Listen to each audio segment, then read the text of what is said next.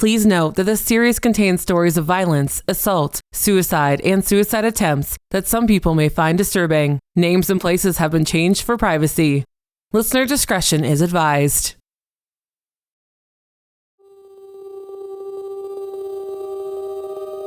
Me and Danny were out of there. That's what made us leave. I'm still talking to Kendra and Clayton. At this point, he had left his wife and he and Kendra were still friends.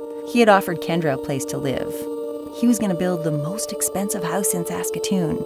This was his thing, and it was going to be the biggest, most amazing house with a staircase and a library and whatever. I think he was building it himself, and he said, "You should come out, I have a room. It's a big, huge place." And I was like, well, I don't really have a place, and I want to get out of where I am, and it's cheap rent. Okay, sure. I moved out there and lived with them. I didn't even get through 4 seasons. I moved out there, and he was right. I had what would have normally been 2 massive rooms, but it was 1 massive room for me. It was huge, but there were no doors on the rooms yet. He didn't have doors, but the walls were finished and there was flooring. So I moved out there and had this huge room and a beautiful view of the river and the city and everything. It was gorgeous. And within a few weeks, he was like, "You still have it with you. It's still there."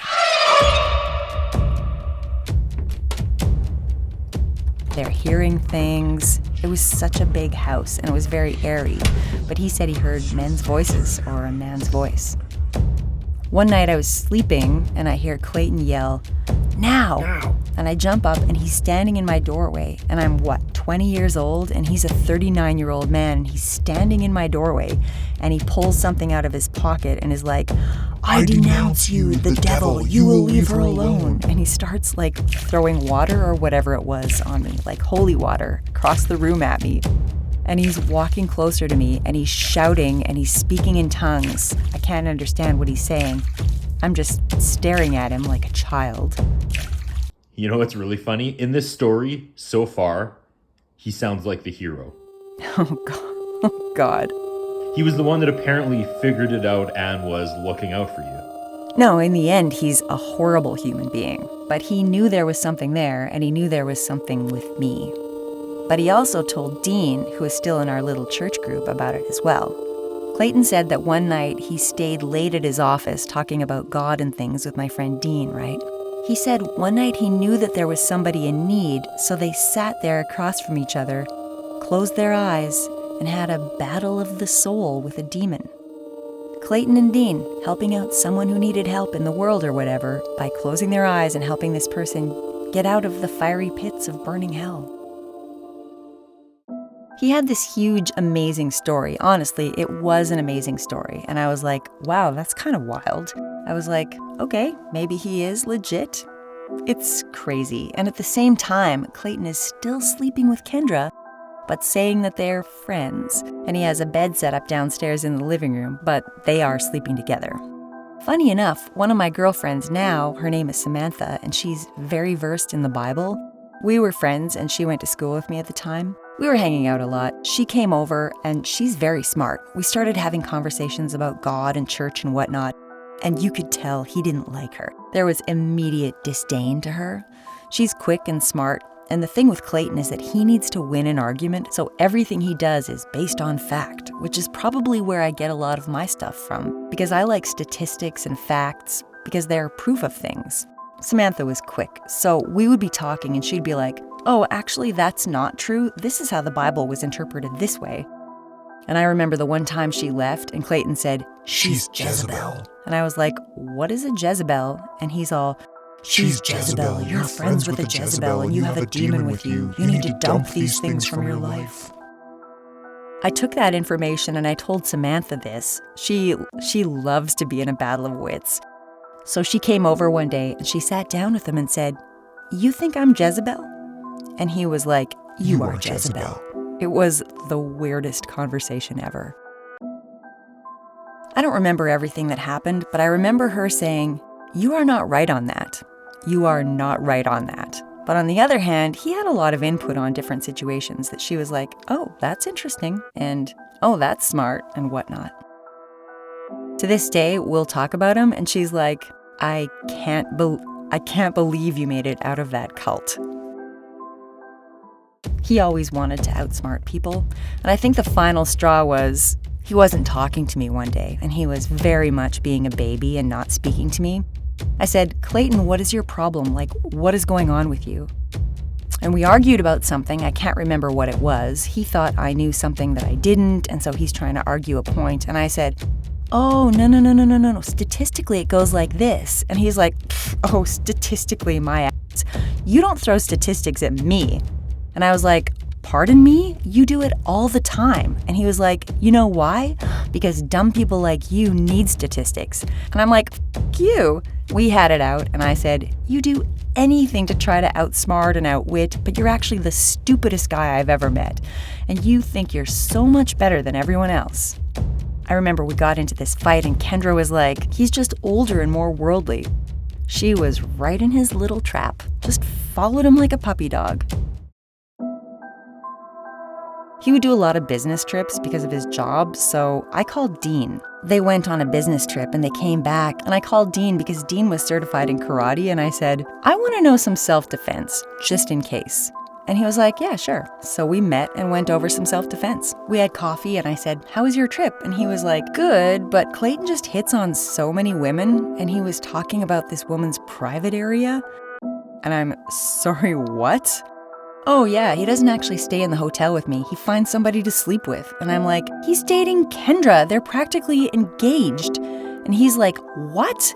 There is no way he would touch Kendra. That's a child to him." Dean said, "There's no way he would be with her." And I'm like, "Do you think we live up in that house where he's not sleeping with her?" So both Dean and I have this aha moment, this revelation that we were both being lied to. I went to Kendra with this and said, "He's sleeping around." She said, "He is not sleeping around. Dean is a liar." Dean is like, "What?" Sarah also asks Dean about the time he and Clayton had their apparent battle over someone's soul. So I tell him the whole story, and he's like, "Are you crazy? That's the stupidest thing I've ever heard." So I started telling him about the Jezebel thing, and Clayton throwing water on me, and how there's a demon with me and stuff like that. Dean was like, "You gotta get out of there." That day, Dean took me. Kendra and Clayton were both at work, and we moved me out in one day. I just disappeared. I just left because it was so traumatic to both of us, and so we still talk about it now. So I moved. There was a couple times I went to my grandparents' condo because my parents had moved off the farmland by then. What ended up happening to the cult? They were a church group. We would discuss God and the Bible and stuff like that. But they were trying to decipher certain meanings of certain things in the Bible, the languages. I don't think I got far enough into it to get twisted into it. I didn't go long enough. He didn't have enough time to do it with me. Later on, I found out that Dean worked for him part-time. Clayton moonlighted as a photographer, and he liked to take pictures of women. He liked low-cutting shirts, and he took pictures of me, but not low-cutting shirts. He would take them and he would Photoshop them. In one of his last week or two in that building, Dean was actually putting something away and the roof fell. Like one of the ceiling tiles fell and came down.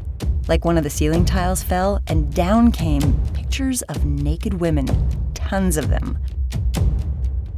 But he would convince women. I remember one time, Curtis, you know her. Do you know her? Celeste. She went to our high school. She was there the whole time, grades 9 to 12. And she came out to the house once when I still lived there. She was engaged to be married to Jacob. And I don't know why, I don't know how it escalated, but we were in our bedroom and Clayton came in and we were all chatting and she kind of made a complaint about her fiance and he said, "I can tell right now that your fiance is weak and you need a real man," and stuff like that. And of course Celeste is like, "Oh, you're right, I do need somebody like that." And Clayton walked up to her, grabbed her by the face and threw her up against the wall. And he didn't kiss her, but he was like, "This is what you want." I'm sitting there on the bed like, seriously, he was just after women. He just wanted to control and overpower. And Celeste loved it. She was turned on by it. He's just going up and down the side of her face like a movie.